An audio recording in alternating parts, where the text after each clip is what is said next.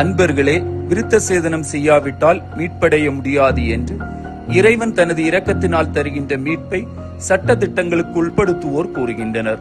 எனவே பவுலுக்கும் பர்னபாவிற்கும் இடையே கருத்து வேறுபாடு வருகிறது.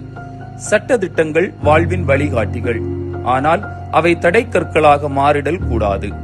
இருபுறமும் வெட்டக்கூடிய சட்டங்களையும் வளையக்கூடிய சட்டங்களையும் தங்களுக்கு தேவையான முறையில் மாற்றிக்கொள்பவர்கள் பழி வாங்குவதற்கும் சுயநலங்களுக்காகவும் சட்டங்களை பயன்படுத்துவதால் நீதி இன்று மங்கி போய் நேர்மையற்ற சாட்சிகளும் தீர்ப்புகளும் ஆட்சி செய்கின்றன.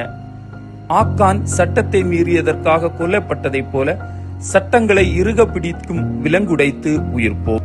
தாயும் தந்தையுமான இறைவா, சட்டங்களின் உட்பொருட்களை அறிந்து அவற்றை அன்பு செய்வதே ஒழுக்கமான சமூகத்தை உருவாக்கும் என உணரும் வரம் தாரும். ஆமீன்.